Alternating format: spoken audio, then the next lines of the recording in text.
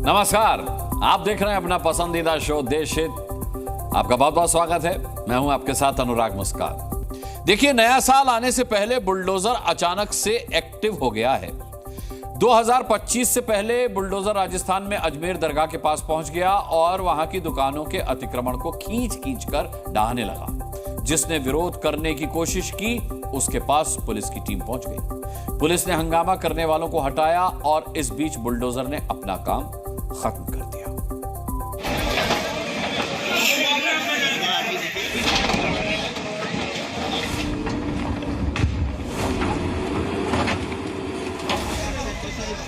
राजस्थान में बुलडोजर ने एक साथ 2 जगहों पर स्ट्राइक की। शुरुआत अजमेर दरगाह के पास हुई और बीकानेर में बुलडोजर ने बीजेपी नेता का ही घर तोड़ दिया। अजमेर में बुलडोजर आया, उसने अपने पांव जमीन पर जमाए और लगा पंजा मारने। अजमेर दरगाह के बाहर की तस्वीरें देखिए। चबूतरा, रैंप या फिर दुकान, जो भी लिमिट के बाहर बनाया गया, उस पर बुलडोजर ने पंजा मार दिया। ये देखकर हंगामा होने लगा। जिसे जो सामान मिला वो उसे लेकर बुलडोजर के रास्ते से हटाने लगा।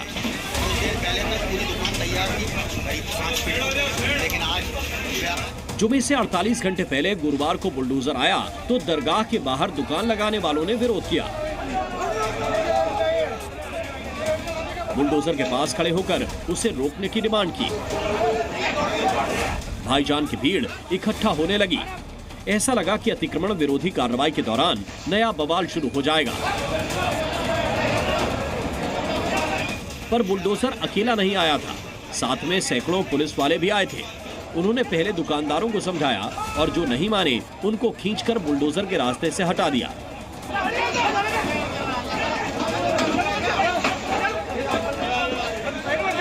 विरोध के बाद भी काम नहीं रुका। न पुलिस वाले माने और न ही बुलडोजर की रफ्तार थमी। नगर निगम टीम के द्वारा पुलिस इमदाद लेकर के हमने 2.5 दिन के झोपड़े से लेकर के और निजाम गेट, जहाँ नालों के ऊपर अतिक्रमण हो रखा है, नालों को लोगों ने पाट रखा है। दुकानदारों को बार बार हमने चेतावनी दी थी कि आप इन नालों को अवरुद्ध नहीं करें। उसके बावजूद भी हमने जो चेतावनी दी उसका कोई असर नहीं हुआ। ये उस मेला क्षेत्र में दरगाह बाजार, नला बाजार, अंदरकोट, लंगरखाना, सभी दिल्ली गेट से दरगाह, ये पूरे एरिया में नालियों पे जो भी चबूतरे हैं, रैंप है, अस्थायी अतिक्रमण है, कैबिन है, आज उन्हें हटाया जा रहा है। पूरा उस मेला क्षेत्र जो भी है उसमें। अजमेर में 813वां उर्स का मेला लगने वाला है। उससे पहले नगर निगम ने दरगाह के आसपास मौजूद अतिक्रमण को साफ कर दिया। दरगाह के अंदर कोट, 2.5 दिन का झोपड़ा, दिल्ली गेट सहित दूसरे इलाकों में बुलडोजर आया। जिसने लोहे की जाली बनाकर घेरा बनाया, उसे भी हटा दिया गया। कुछ दुकानदार अपनी दुकान की रैक को फुटपाथ पर लगाए बैठे थे। ये सब कुछ बुलडोजर के साथ आई टीम की रेंज में था, इसलिए दुकानदारों ने फटाफट इसको समेटकर किनारे लगा दिया। नगर निगम ने दरगाह आने वाले लोगों की परेशानी को देखकर एंटी इंक्रोचमेंट ड्राइव चलाई, जबकि दुकानदारों का दावा है कि बुलडोजर अक्सर उनका नुकसान करके जाता है। आप पट्टियों पर, नालियों पर से पट्टी हटाने कर रहे हो तो जनता और आम जायरीन दुकानों में कैसे आएगा, और दुकानदार किस तरह से अपनी दुकान को खोलेगा। पट्टी पे चढ़ने के लिए नहीं काउंटर बना रखे हमने कि नाली पे सामान नहीं जाएगा हमारा, वो हटा देंगे तो नाली में सामान गिरेगा हमारा। इस बाजार में कोई अतिक्रमण नहीं है, आदमी जैसे आता है वैसे जाता है। अजमेर में भाईजान के विरोध के बावजूद बुलडोजर की स्पीड कम नहीं हुई।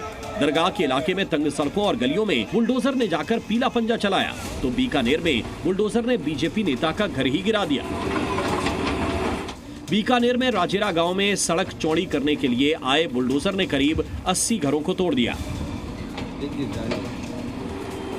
बुलडोजर ने सबसे पहले दीवार से शुरुआत की। एक धक्का मारा तो वो टूटकर गिर गया। इसके बाद घर के साइड की दीवार को नोचकर गिराया।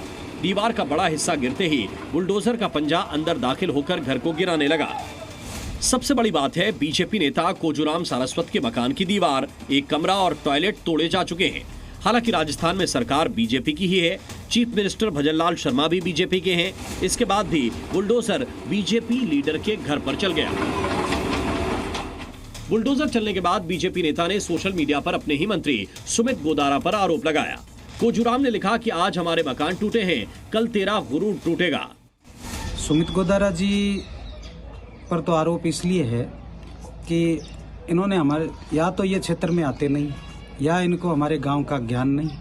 इन्होंने शीर्ष नेतृत्व को गुमराह किया कि किसी का मकान नहीं टूट रहा है और किसी का कोई नुकसान नहीं हो रहा है। अब जब 20 फुट की गली आप 40 फुट की ले रहे हो तो स्वाभाविक है नुकसान तो होगा ही।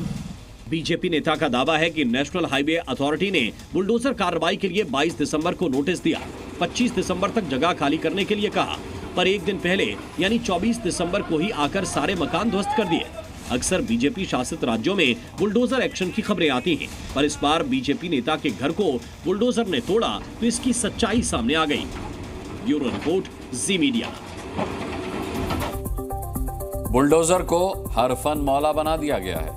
अतिक्रमण हटाने वाला बुलडोजर अब शराब माफिया पर भी अटैक कर रहा है। यूपी में बुलडोजर ने हजारों लीटर शराब को बर्बाद करके शराब माफियाओं को बहुत बड़ा दर्द दिया है। ये खबर आपको दिखाएंगे। आपको राजस्थान में बुलडोजर एक्शन हमने दिखाया, आज यूपी में भी बुलडोजर खूब गर्म। जैसा कि मैंने बताया कि बुलडोजर फुल मोड में है। सीतापुर में अवैध मदरसे पर बुलडोजर चलाया गया। कई सालों से अवैध मदरसा वहां मौजूद था, जिसको लेकर के महमूदाबाद तहसील प्रशासन ने अवैध मदरसा के संचालकों को नोटिस भी जारी किया था, लेकिन इसके बावजूद मदरसे को हटाया नहीं गया। इसके बाद एसडीएम ने पुलिस फोर्स के साथ बुलडोजर वाली कार्रवाई की और मदरसे को समतल कर दिया गया। एसडीएम ने बताया कि अवैध तरीके से चलने वाले मदरसे की शिकायत मिली थी। हम बकौहा में खलियान की भूमि पर अवैध तरीके से चलने वाले मदरसे की शिकायत हमें प्राप्त हुई थी, तो उस पर उसी 67 की कार्रवाई भी तहसीलदार स्तर पर की गई थी और आज तहसील प्रशासन के द्वारा उस अवैध निर्माण को हमारे द्वारा हटवा दिया गया है। अब आपको बताता हूं कि अतिक्रमण हटाने वाला ये बुलडोजर कैसे शराब माफियाओं पर भी अटैक कर रहा है। यूपी में बुलडोजर ने हजारों लीटर शराब को बर्बाद करके शराब माफियाओं को बहुत दर्द दिया है, बहुत चोट पहुंचाई है। योगी पहले ही कह चुके हैं कि माफियाओं को मिट्टी में मिला देंगे और यूपी में बुलडोजर अब शराब माफिया के खिलाफ यही काम कर रहा है।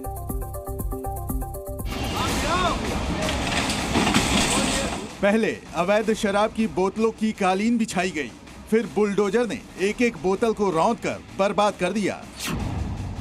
यूपी के सीतापुर में कोर्ट के आदेश के बाद लगभग 6 सालों से बरामद की गई शराब को नष्ट कर दिया गया। सीतापुर के एक माल खाने से अवैध शराब को निकाला गया। ये वो शराब की बोतलें हैं जिन्हें 2017 से 2023 के बीच जब्त किया गया था। एक बार फिर देखिए, पुलिस ने करीने से शराब की बोतलों को सजाया और फिर उन्हें कुचलने के लिए बुलडोजर मंगवा लिया। कुछ ही मिनटों में बुलडोजर ने सभी बोतलों का बुरादा बना दिया।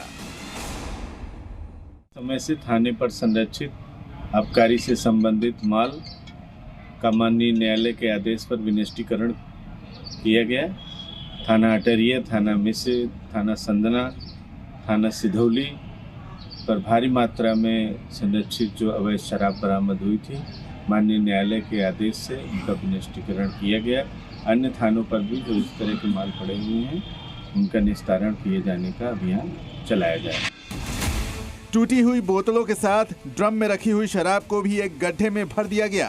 कोर्ट के ऑर्डर पर राजस्व और पुलिस विभाग की टीम की निगरानी में नष्ट करने का ये काम किया गया है और यूपी की पुलिस फोर्स ने यहाँ भी बुलडोजर को इस्तेमाल करने का तरीका ढूंढ लिया। बहनों और भाइयों, ये नशे के जो कारोबारी हैं,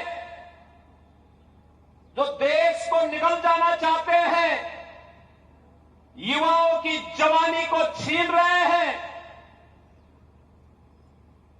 ये आज के चंड और मुंड हैं, ये महिषासुर हैं।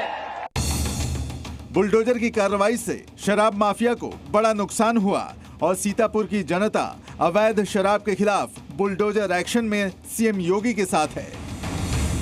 कोर्ट के आदेश के बाद जो बुलडोजर कार्रवाई हुई है, ये बहुत ही सराहनीय कार्य है और जो अवैध शराब जिसको बुलडोजर द्वारा नष्ट किया गया है, बहुत ही सही है। इससे काफी लोग बीमार पड़ते थे। कोर्ट के द्वारा जो आदेश आया है अवैध शराब पे जो बुलडोजर कार्रवाई हुई है, बहुत ही सराहनीय काम हुआ है, क्योंकि गांव की महिलाएं काफ़ी परेशान रहती हैं इन सब के चक्कर में, उनके पति बीमार पड़ते हैं और ये सब होता है। ये बहुत ही अच्छा काम हुआ है, आगे भी होते रहना। यूपी में शराब माफिया तो बिहार में सड़क चौड़ा करने के लिए बुलडोजर की एंट्री हुई। बिहार में सीएम नीतीश कुमार के इलाके नालंदा में बुलडोजर से घरों को तोड़ा गया। पहले बुलडोजर ने एक घर की नींव में लगे ईंट पत्थर को हटाया, इसके बाद वो दूसरे घर की दीवार को तोड़ने लगा। इसमें आपसी सहमति बाद में एक चला था अधिक्रमण बाद के हिसाब से, उसमें कुछ लोगों की आपत्ति थी, उन्हें लेकर सुनवाई कर गई। एक आदमी ने CWJC किया था, बाद में विड्रॉ कर दिया गया। जनता जनार्दन भी थे, सबको थे, सबके सहयोग से बढ़िया काम हुआ कि रोड का चौड़ीकरण हुआ। यहाँ पर ही मस्जिद, यहाँ पर ही जाम लगता था, बहुत अच्छा बात हुआ कि हो गया है। रोड चौड़ा तो होना था, बहुत पतला था, थोड़ा गाड़ी जाम लग रहा था बहुत ज्यादा। यहाँ पर दुकान जो भी है थोड़ा बहुत झाड़ा गया है उसको, और बाउंड्री जो है JCB मशीन था कि हाँ JCB मशीन के साथ पूरा जो है। असल में इस इलाके में सड़क काफी सकरी थी, इसलिए कुछ घरों के आगे की सीढ़ियां तोड़कर तो कुछ घरों दुकानों को पूरी तरह से हटाकर सड़क के लिए ज्यादा जगह बना दी गई। कुछ दिनों पहले बिहार में अपराधियों की कुर्की जब्ती के लिए बुलडोजर चलाया गया और अब सड़क के चौड़ीकरण करने के लिए बुलडोजर उतर गया है। ब्यूरो रिपोर्ट, जी मीडिया। अमेठी में ग्राम सभा के लिए सुरक्षित जमीन पर अवैध अतिक्रमण को बुलडोजर से खाली करवाया गया। कई बार नोटिस देने के बाद भी ये जमीन खाली नहीं की गई तो बुलडोजर आ गए। इसके बाद तहसीलदार की मौजूदगी में बुलडोजर से अवैध निर्माण को ध्वस्त कर दिया गया। तस्वीरें आप देख रहे हैं किस तरीके से बुलडोजर का पंजा इस अतिक्रमण पर चल रहा है। तहसीलदार वहां मौजूद हैं और ये अतिक्रमण उनकी निगरानी में हटवाया जा रहा है।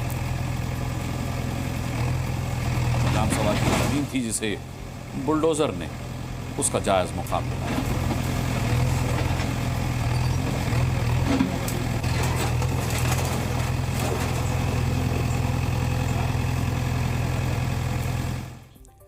संभल में हर नए दिन के साथ सनातन के नए प्रमाण मिल रहे हैं। 19 पौराणिक कूपों में एक और मिल गया। उस कूप का नाम है मृत्यु कूप।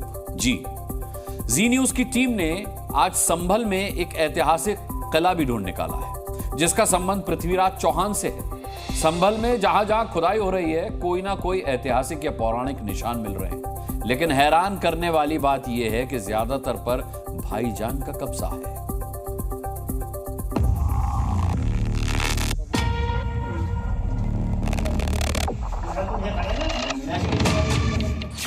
मृत्यु कूप, प्राचीन किला, प्राचीन बावड़ी, संभल में जैसे जैसे कुदाल चल रहे हैं धरती से पौराणिकता और इतिहास निकल रहे हैं। धार्मिक धरोहरों के साथ साथ वहां ऐतिहासिक धरोहर भी मौजूद हैं जिन्हें बरसों तक लोगों से छिपा कर रखा गया। संभल में सनातन के प्रमाण सिर्फ किसी खास जगह नहीं बल्कि संभल के गलियों और मोहल्लों में मिल रहे हैं। जी न्यूज ने संभल में एक ऐतिहासिक किले को ढूंढ निकाला।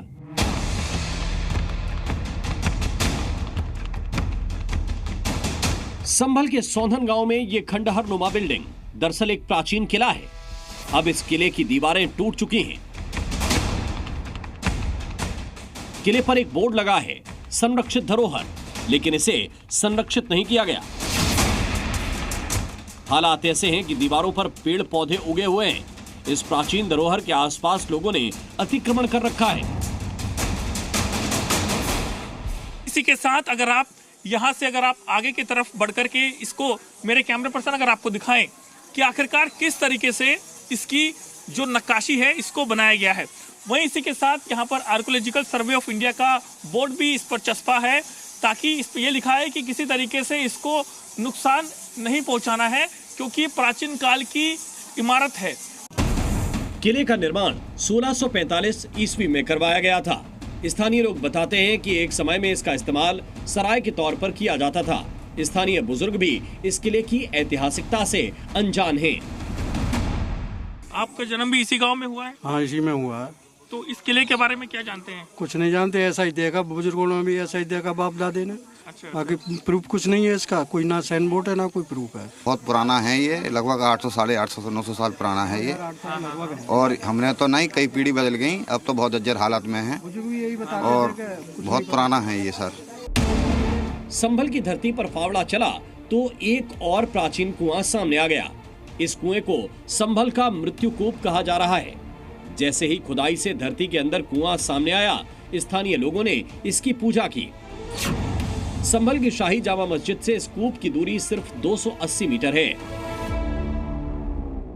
संभल में लगातार कूपों का मिलना जारी है और इस वक्त मैं मौजूद हूं संभल के सरथल चौक पर, जहां पर एक कूप मिला है और उसकी यहां पर खुदाई जो है वो प्रशासन की तरफ से यहां पर की जा रही है। और इसी के साथ तमाम जो सफाई कर्मचारी हैं, जो मजदूर हैं, उनको यहाँ पर नगर पालिका परिषद की तरफ से जो है लगाया गया है। और ये जो खुदाई आप देख रहे हैं, ये यहाँ पर लगातार चल रही है। ये कुआं हिंदू बहुल इलाके में है। इस मृत्यु कूप को स्थानीय लोगों ने ही मलबे और कूड़े से पाट दिया था। स्कंद पुराण में इस कूप के बारे में लिखा है। स्कंद पुराण में मृत्यु कूप के बारे में मान्यता है कि इस कुएं के जल से नहाने पर मोक्ष की प्राप्ति होती है। संभल के प्राचीन नक्शे में भी मृत्यु कूप का जिक्र है। उसके मुताबिक ये हरिहर मंदिर से उत्तर में है।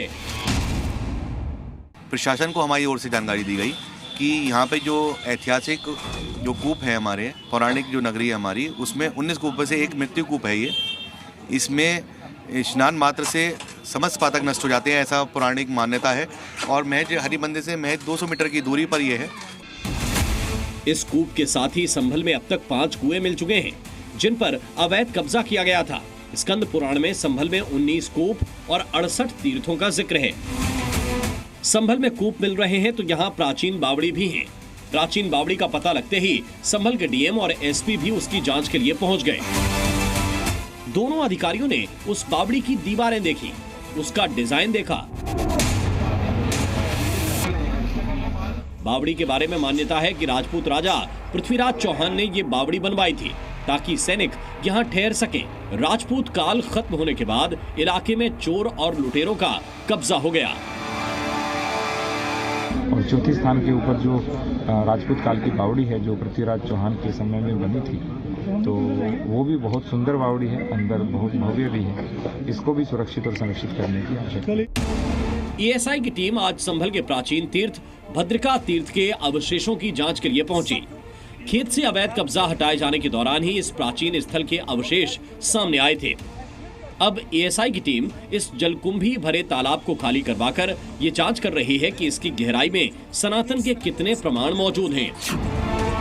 संभल से सुनील सिंह के साथ नीरज गौड़, जी मीडिया। कहते हैं कि चोरी एक न एक दिन जरूर पकड़ी जाती है। संभल के सांसद जियाउर रहमान बर्क के साथ भी ऐसा ही हुआ है।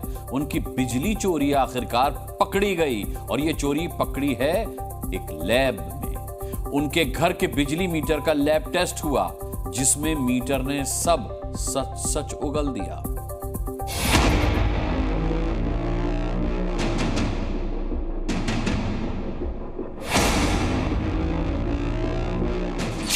संभल में समाजवादी पार्टी सांसद जियाउर रहमान बर्क अपना घर चोरी की बिजली से रोशन कर रहे थे।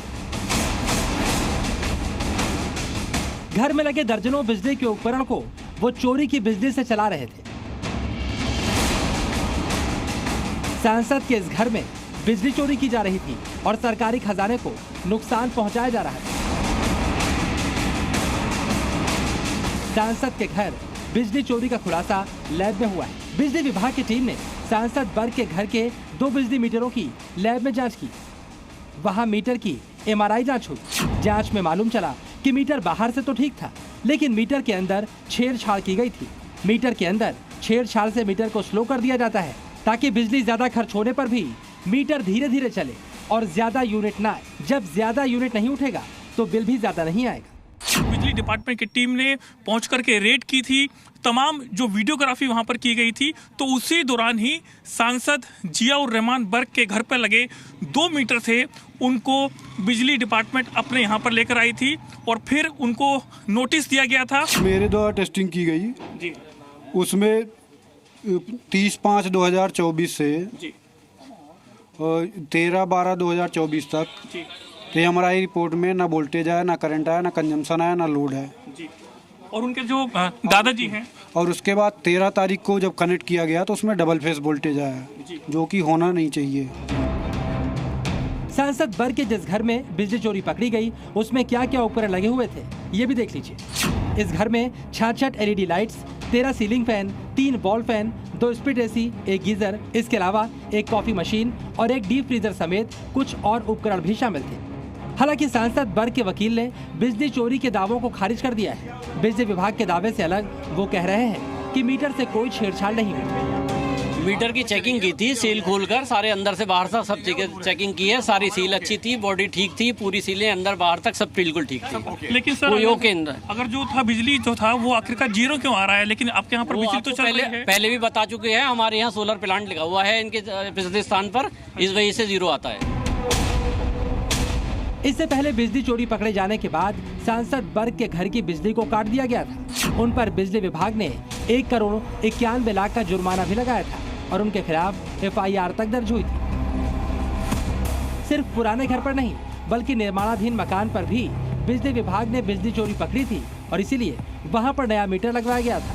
अब बिजली चोरी के सबूत लैब में मिल चुके हैं, जिसके बाद बिजली विभाग जियाउर रहमान बर्ग पर नया एक्शन ले सकता है। नीरज गौड़, जी मीडिया, संभल। महाकुंभ में मुसलमानों की दुकान लगाने पर जो बवाल चल रहा था, उसमें फाइनल फैसला आ गया है और वो फैसला ये है कि महाकुंभ में वही हुआ जो संत समाज चाह रहा था। उनकी डिमांड थी कि शुद्ध सनातन महाकुंभ में मुसलमानों की एंट्री ना हो, ताकि उनके कर्मकांड पर कोई आंच या अशुद्धि का खतरा ना हो। और महाकुंभ 2025 में यही होगा।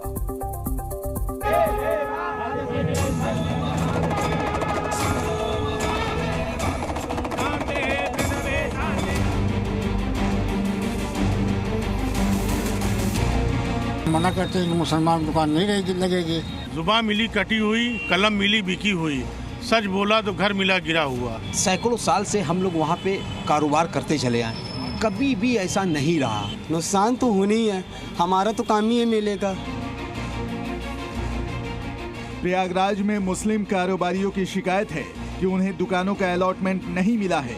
दावा है कि ऐसा पहली बार होगा कि महाकुंभ में मुसलमानों की दुकानें नहीं लगेंगी। हमारा हक हुकूक छीना जा रहा है, जो हमारा संविधान हमको देना चाहता है, जो दे में कौन सा हक आपका छीना जा रहा है कुंभ के जरिए? देखिए, सैकड़ों साल से हम लोग वहाँ पे कारोबार करते चले आए। सच बोला तो घर मिला गिरा हुआ, जुबान मिली कटी हुई, कलम मिली बिकी हुई, सच बोला घर मिला गिरा हुआ। आज इस बाबू के देश में क्या हो रहा है, आज बापू की आत्मा में शर्मिंदा है। ये वही मुसलमान है जो लॉकडाउन के समय में किसी धर्म को नहीं देख रहा था, किसी कौम को नहीं देख रहा था, सबके लिए खड़ा था, मदद के लिए।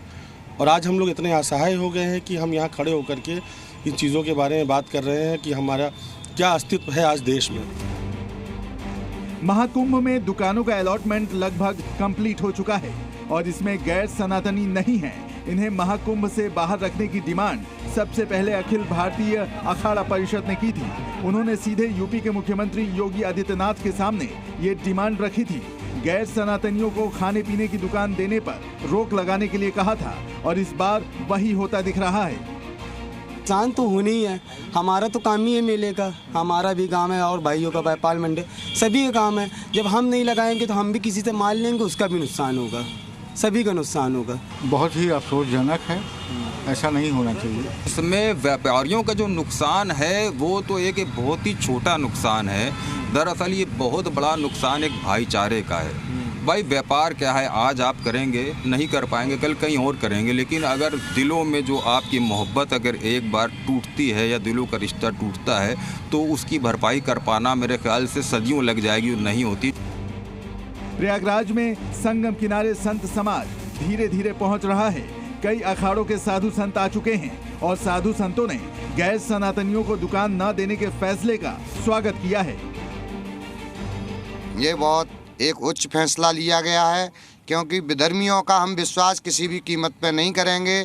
जो हमारे पहले पूर्वजों ने गलती की है उसका नतीजा हमको देखने को मिला। ऐसी गलतियां हम आगे ना होने देंगे, ना खुद करेंगे। जैसे हमारे मक्का मदीने में हिंदू को नहीं घुसने देते, वैसे इनको भी यहाँ घुसने न दिया जाए। इनको प्रवेश नहीं होना चाहिए। अपने सनातन में क्या है कि इनके इस्लाम में मक्का मदीना में कोई हिंदू तो नहीं जा पाता है, तो अपने सनातन में इनको नहीं आना चाहिए। संतों ने भोजन दूषित करने की खबरों के बाद गैर सनातनियों को दुकान न देने के फैसले को सही बताया है। हालांकि ये फैसला मुस्लिम दुकानदारों के लिए किसी झटके जैसा है। मुस्लिम दुकानदार महाकुंभ क्षेत्र में दुकान लगाना चाहते हैं। उसकी सबसे बड़ी वजह है यहाँ आने वाले करोड़ों श्रद्धालु। अनुमानों के मुताबिक 2025 प्रयागराज महाकुंभ में 40 से 50 करोड़ लोगों के आने का अनुमान है। ऐसे में अगर 40 करोड़ लोग औसतन 500 रुपए भी खर्च करते हैं तो यहाँ होने वाला व्यापार करीब 20,000 करोड़ रुपए से अधिक का होगा। कुंभ मेले के दौरान हजारों परिवारों को सीधे रोजगार मिलता है, लेकिन हाल के वर्षों में ऐसा पहली बार होगा कि 4 हेक्टेयर क्षेत्र में लगने वाले मेले में कोई मुस्लिम दुकानदार नहीं होगा। 75 देशों से करोड़ों लोग जुटेंगे और भाईजान को इससे दूर रहना होगा। मोहम्मद गुफरान के साथ प्रमोद शर्मा, जी मीडिया, प्रयागराज। महाकुंभ के अखाड़े में योगी आदित्यनाथ आ रहे हैं। सनातन का सबसे बड़ा मेला शुरू होने में अब केवल 17 दिन बचे हैं। योगी इस महीने 4 बार प्रयागराज आ चुके हैं। अब 40 घंटे के बाद योगी फिर से महाकुंभ क्षेत्र में आ रहे हैं, लेकिन इस बार योगी सीएम बनकर नहीं, बल्कि पीठाधीश्वर महंत योगी आदित्यनाथ बनकर आ रहे हैं।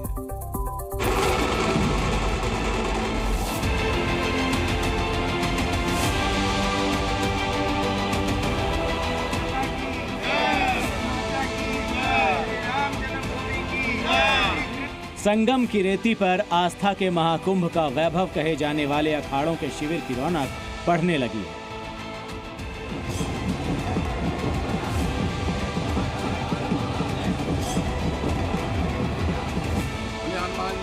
कई अखाड़े महाकुंभ क्षेत्र में अपने शिविर में पहुंच भी गए हैं। कई अखाड़ों की धर्म ध्वजा भी लहराने लगी।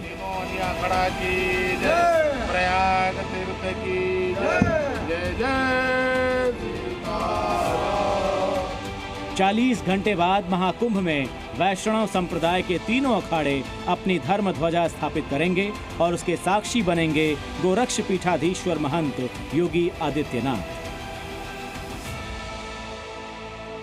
एक हफ्ते के अंदर योगी आदित्यनाथ दूसरी बार महाकुंभ क्षेत्र में आ रहे हैं, लेकिन इस बार वो महाकुंभ की तैयारियां देखने नहीं आ रहे हैं, बल्कि सनातन की धर्म ध्वजा लहराने आ रहे हैं।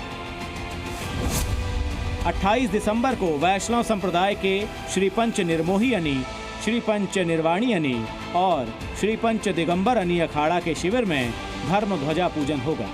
मुख्यमंत्री योगी आदित्यनाथ उस पूजन के विशिष्ट अतिथि होंगे।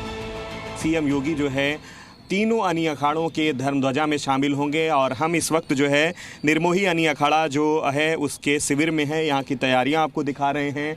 मुख्यमंत्री योगी आदित्यनाथ के आगमन से पहले इस शिविर को किस तरीके से तैयार किया जा रहा है, बसावट का जो काम है किस तरीके से किया जा रहा है, वो तस्वीरें हम आपको दिखा रहे हैं। और धर्म ध्वजा स्थापना में मुख्यमंत्री को आना है, तो ऐसे में धर्म ध्वजा के लिए ये जो लंबी 52 हाथ लंबी जो लिप्टस की लकड़ी है वो एक तरीके से स्थापित की जा चुकी है। कह सकते हैं कि अंतिम दौर का जो काम है वो चल रहा है। योगी आदित्यनाथ के आने को लेकर अखाड़ों में तैयारियां जोरों पर चल रही हैं। निमंत्रण पत्र भी छप चुके हैं। सीएम योगी पूजा में अतिथि बनकर आएंगे, इससे अखाड़ों में अद्भुत उत्साह है। बहुत खुशी की बात है कि पावन प्रसंग सनातन संस्कृति का मेला, भव्य और दिव्य मेला और तीर्थराज प्रयाग मेला, और इस ऐसे पावन प्रसंग में यहाँ के मुख्यमंत्री वैष्णव तीनों अखाड़ों का ध्वजारोहण करने आ रहे हैं, तो हम सब बहुत ही हर्ष और उल्लास में और जो है वो समय जल्दी आए उसी कार्य में सब जुड़े हुए हैं। तैयारी ऐसे ठीक चल रहा है। अभी है कि तनी थोड़ा देर हो गया है, लेकिन ये है कि अब 28 तारीख को हमें धर्म ध्वजा हो जाएगा। उसके बाद से तीव्र गति से हम लोगों को 13 या 14 को संक्रांति स्नान है पहला, उस दिन तक सब तैयारी फिट है। प्रशासन का बहुत मदद भी मिल रहा है। प्रशासन अपना सब तरह से बढ़िया कर रहा है।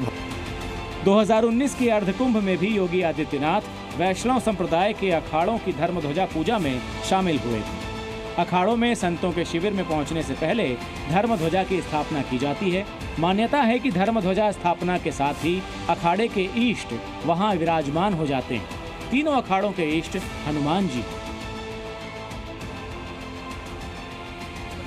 इस महीने में योगी आदित्यनाथ महाकुंभ क्षेत्र में 4 बार आ चुके हैं। 3 बार तैयारियों की समीक्षा करने के लिए, जबकि 1 बार प्रधानमंत्री नरेंद्र मोदी के साथ। अब योगी आदित्यनाथ विशिष्ट अतिथि के तौर पर आने वाले हैं। मोहम्मद गुफरान, जी मीडिया, प्रयागराज।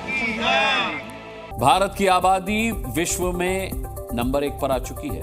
बावजूद इसके हमारे देश में चिंता हिंदुओं की घटती आबादी है। हाल ही में मोहन भागवत ने हिंदुओं से 3 बच्चे पैदा करने के लिए कहा था। अब मोहन भागवत का ये जनसंख्या मंत्र महाकुंभ की धर्म संसद में गूंजेगा।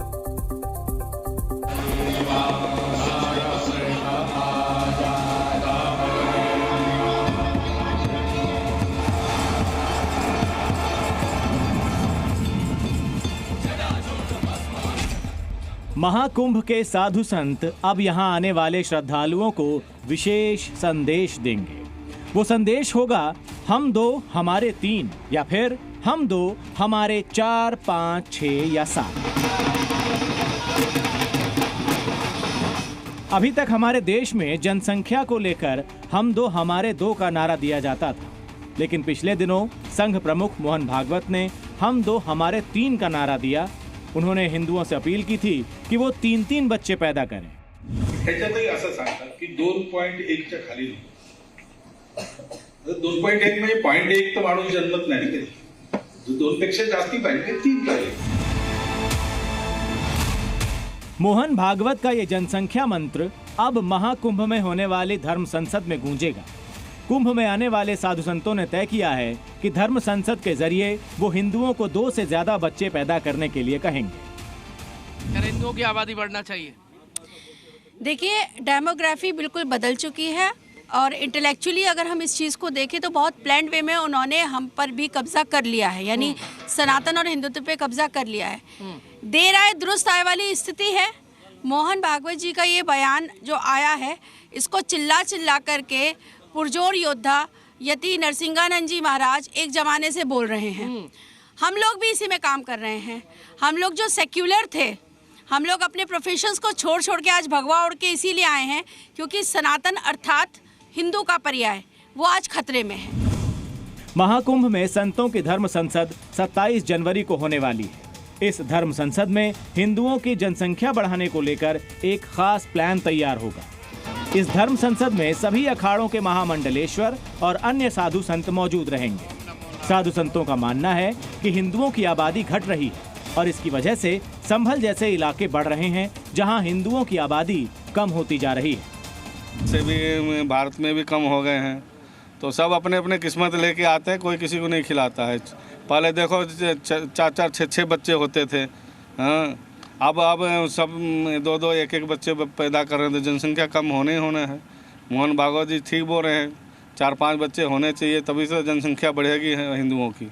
ये हम 2 हमारे 2 हिंदू मान रहे हैं, कौन नहीं मान रहा है? ना, सिर्फ हिंदुओं के लिए कानून लागू, औरों के लिए कोई कानून नहीं है। हम 2 हमारे 2, और कानून तो सबके लिए बराबर होना चाहिए ना। तो सबके लिए है तो कानून, कोई नहीं मानता है। साधु संतों का ये भी मानना है कि हम 2 और हमारे 2 जैसे नारे केवल हिंदू समुदाय मान रहा है और मुसलमान इसका पालन नहीं कर रहे हैं। तो धर्म संसद में कुछ फैसला लेने वाले हैं आप लोग क्या? हिंदुओं को जगाने को लेके, आबादी को लेके फैसला लेंगे। क्या? हिंदू अपना जनसंख्या बढ़ाएं, हिंदू अपना रक्षा करे, मुसलमान के विरोध करे। हिंदुओं की आबादी क्यों जरूरी है बढ़ना? जरूरी क्यों है? जैसे पहले मुगल राज करते थे, अब मुगल का राज हो जाएगा, फिर मुसलमान है हिंदू गुलाम हो जाएंगे यदि आबादी नहीं बढ़ाई तो। देखो कितने हमारे मंदिर क्या बोलते तोड़ के मस्जिद बना दी। महाकुंभ में धर्म और अध्यात्म के अलावा अब हिंदुओं का अस्तित्व बचाने के प्रयास भी किए जाएंगे। हिंदुओं की जनसंख्या में बढ़ोतरी इसका पहला चरण है। प्रयागराज से प्रमोद शर्मा, जी मीडिया। शेख हसीना सरकार गिरने और इस्लामिक कट्टरपंथी शासन आने के बाद बांग्लादेश में गैर मुस्लिमों का जीना मुहाल हो गया है। इस्लामिक राष्ट्र बांग्लादेश अब और ज्यादा कट्टर हो गया है। वो अपने देश के हिंदू और ईसाई अल्पसंख्यकों को सेकंड क्लास सिटीजन बना रहा है। और यही वजह है कि योगी आदित्यनाथ सिख गुरुओं की सीख को याद दिला रहे हैं, ताकि भारत ऐसा इस्लामिक राष्ट्र न बन जाए जहां हिंदू, सिख और ईसाई निचली श्रेणी के नागरिक बना दिए जाएं। बांग्लादेश में अभी तक कट्टर इस्लामिक ताकतों का जुल्म केवल हिंदुओं पर बरस रहा था, लेकिन अब वहां हर गैर मुस्लिम को टारगेट किया जा रहा है। क्रिसमस के दिन बांग्लादेश के बंदरबन में इस्लामिक कट्टरपंथियों ने ईसाई समुदाय के 17 घर जला दिए। ये वारदात तब हुई जब क्रिसमस की प्रार्थना के लिए लोग दूसरे गांव में गए हुए थे। अपनी आज़ादी के कुछ वक्त तक बांग्लादेश भी एक धर्मनिरपेक्ष देश था, लेकिन कट्टरपंथी ताकतों की वजह से आज हालात इतने खराब हो चुके हैं कि वहां गैर मुस्लिमों का जीना मुश्किल है। खास तौर पर हिंदुओं को तो चुन चुन कर मारा जा रहा है। बांग्लादेश में हिंदू अल्पसंख्यक हैं, कमजोर हैं। यही बात आज यूपी के सीएम योगी आदित्यनाथ ने लोगों को याद दिलाई। उन्होंने कहा कि सिख गुरुओं की प्रेरणा से अगर हम आगे बढ़े तो भारत में कभी भी काबुल या बांग्लादेश जैसे हालात नहीं बनेंगे। हिंदू हो या सिख कहे, इन सब के लिए दूसरी प्रेरणा गुरु नानक देव जी से लेकर के गुरु गोविंद सिंह जी महाराज तक जो आदर्श इन सिख गुरुओं ने हम सब के लिए रखा है,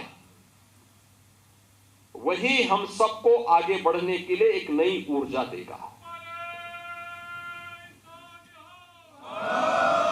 उन्हीं का आशीर्वाद हम सबकी प्रेरणा है, और उस प्रेरणा से जब हम लोग आगे बढ़ेंगे तब काबुल होने से बच पाएंगे, तब बांग्लादेश होने से बच पाएंगे। इस्लामिक कट्टरपंथी देशों का उदाहरण देते हुए योगी आदित्यनाथ ने शत्रु और मित्र की पहचान में सावधानी बरतने के लिए कहा। उनका इशारा शायद बांग्लादेश की ओर होगा, क्योंकि ये वही देश है जिसको भारत ने पाकिस्तान के चंगुल से आज़ाद करवाया था। आज उसी बांग्लादेश का एक कट्टरपंथी भारत पर बांग्लादेश को लूटने का आरोप लगा रहा है। यानी जिस देश को भारत अपना दोस्त मान रहा था, वही देश दगाबाजी पर उतर आया है। बांग्लादेश के इस्लामिक कट्टरपंथी संगठन जमाते इस्लामी के चीफ अमीर शफीकुर रहमान ने भारत पर आरोप लगाए हैं। जमात चीफ का कहना है कि भारत ने दोस्ती के नाम पर बांग्लादेश को 53 सालों तक लूटा है।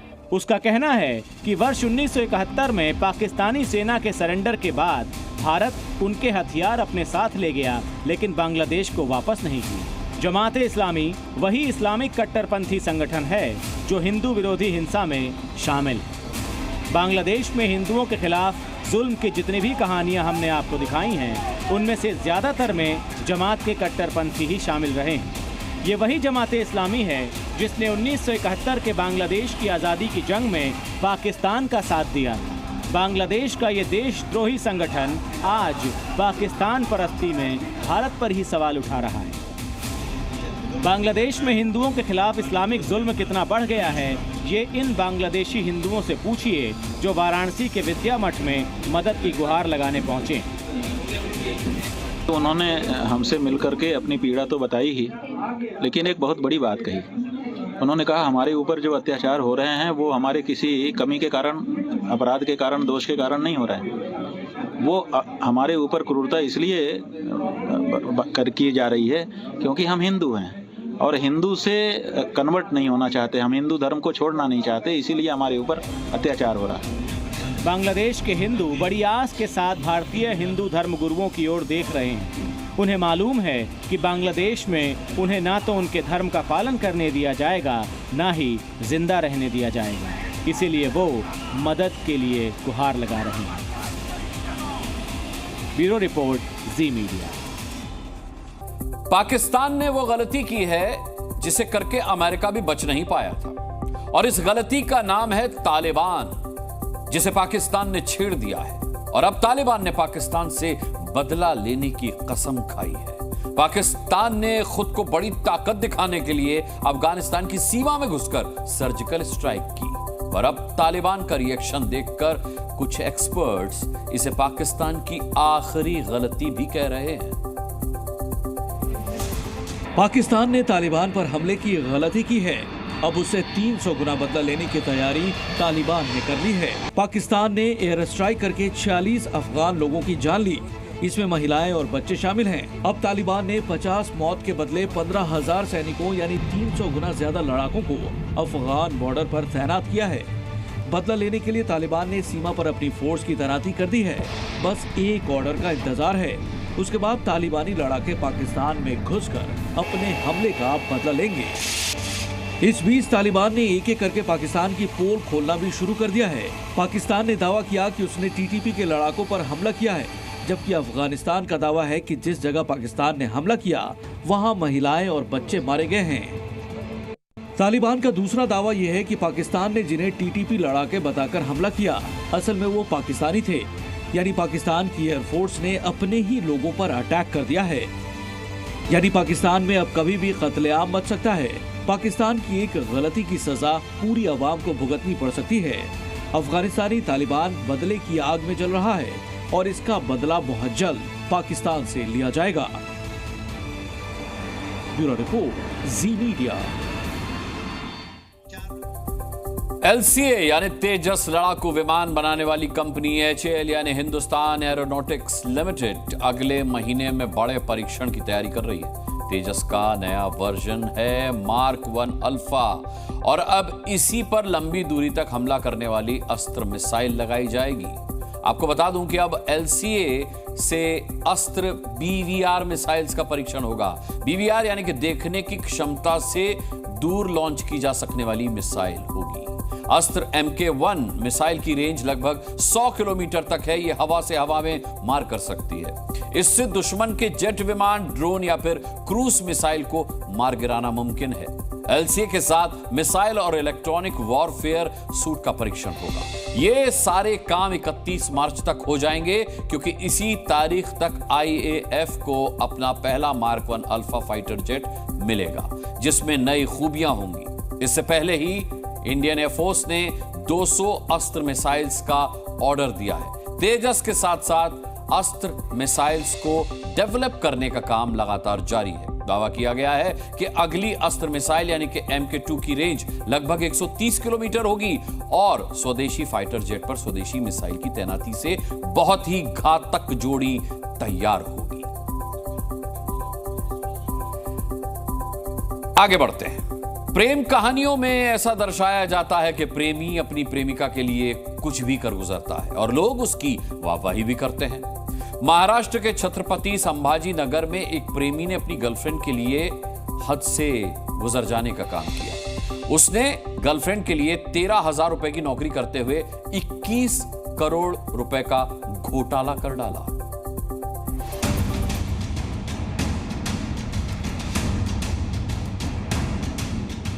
महाराष्ट्र के छत्रपति संभाजी नगर का हर्षल कुमार अपनी प्रेमिका का इस कदर दीवाना था कि उसने 13,000 रुपए की नौकरी इसलिए की ताकि 21 करोड़ रुपए का घोटाला कर सके।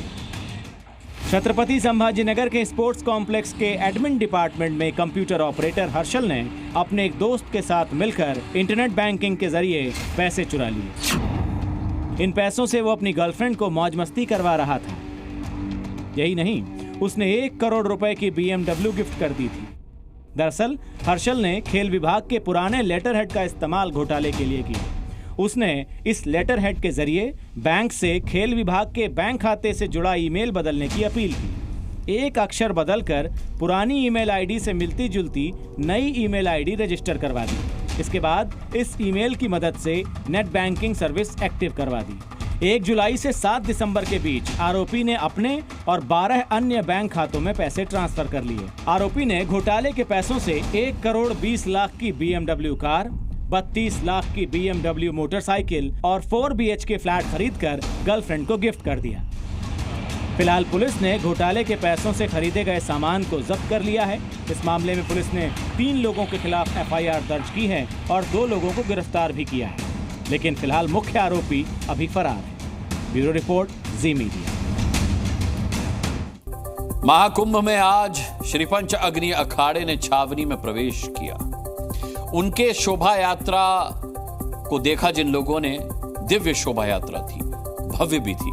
पेशवाई के दौरान सैकड़ों की संख्या में साधु संतों को देखने के लिए भीड़ लग गई थी।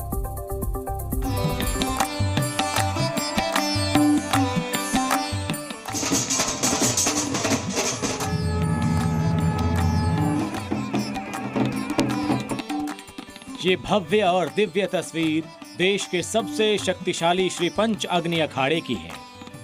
आज श्री पंच अग्नि अखाड़े ने महाकुंभ में छावनी प्रवेश किया।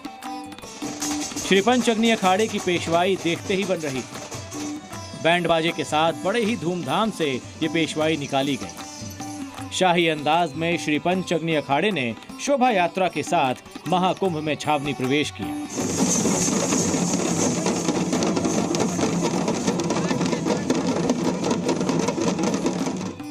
अग्नि अखाड़े की पेशवाई में सनातन का अद्भुत और अलौकिक वैभव नजर आया। सबसे आगे अग्नि अखाड़े की धर्म ध्वजा फहरा रही थी, वहीं उसके पीछे अखाड़े की इष्ट भगवती गायत्री के रथ का लोग दर्शन कर रहे थे। जब छावनी प्रवेश होता है अपने इष्ट के साथ, कोई भी अखाड़ा जब इष्ट के साथ जाता है तो वो अपने आप को बहुत ही सौभाग्यशाली समझता है। इससे बड़ा कोई लाभ नहीं होता।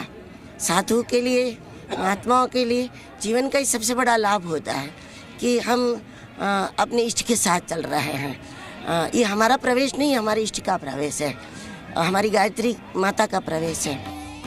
अग्नि अखाड़े की पेशवाई में कुछ अन्य अखाड़ों के नागा सन्यासी भी शामिल हुए। ट्रैक्टर पर बनाए गए रथों के सिंहासन पर सवार संत महंत संगम की ओर कूच कर रहे थे।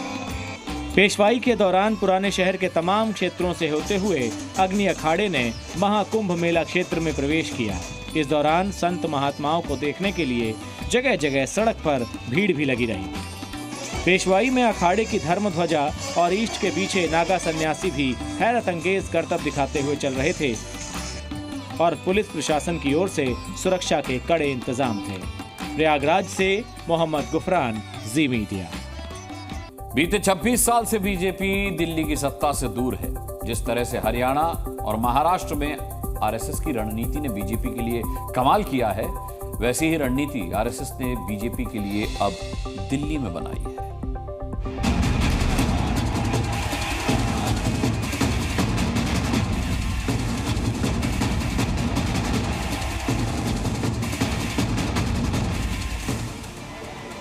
...2024 चुनाव के बाद मुश्किल दिख रहे हरियाणा में बीजेपी की सरकार, मुश्किल में फंसे महाराष्ट्र में प्रचंड बहुमत। इन दोनों चुनावों में बीजेपी के जीत के कई फैक्टर हैं, लेकिन दोनों ही चुनावों में आरएसएस की भूमिका काफी अहम बताई जा रही है। और अब आरएसएस बीजेपी के सामने दिल्ली की चुनौती है, जहां बीजेपी पिछले 26 साल से सत्ता से बाहर बैठी है। अब सवाल है कि क्या आरएसएस की मदद से बीजेपी एक बार फिर सत्ता की सीढ़ियां चढ़ेगी? क्या अरविंद केजरीवाल के विजय रथ को बीजेपी रोकने में कामयाब हो पाएगी? और सबसे बड़ी बात कि त्रिकोणीय हो चुका दिल्ली का मुकाबला बीजेपी के लिए मुश्किल साबित होगा या आसान? जानकारी के मुताबिक दिल्ली विधानसभा चुनाव को लेकर आरएसएस ने अपना मेगा प्लान तैयार कर लिया है। आरएसएस इस चुनाव को लेकर भी हरियाणा और महाराष्ट्र के तर्ज पर रणनीति बना रही है। कुछ दिनों पहले ही बीजेपी और आरएसएस के बीच बैठक हुई थी। इस बैठक में चुनाव में प्रचार का खाका तैयार किया, जिसके तहत पूरी दिल्ली में हजारों छोटी छोटी बैठकें की जाएंगी। लोगों को विकास के मुद्दे पर जागृत किया जाएगा और साथ ही राष्ट्रवादी सरकार के गठन के लिए वोट मांगे जाएंगे। इसी खबर के साथ देशहित में आज के लिए इतना ही। कल रात 8 बजे देशहित में आपसे फिर मुलाकात होगी। तब तक के लिए अपना बहुत बहुत ख्याल रखिएगा। मुझे इजाजत दीजिए। शुभ रात्रि।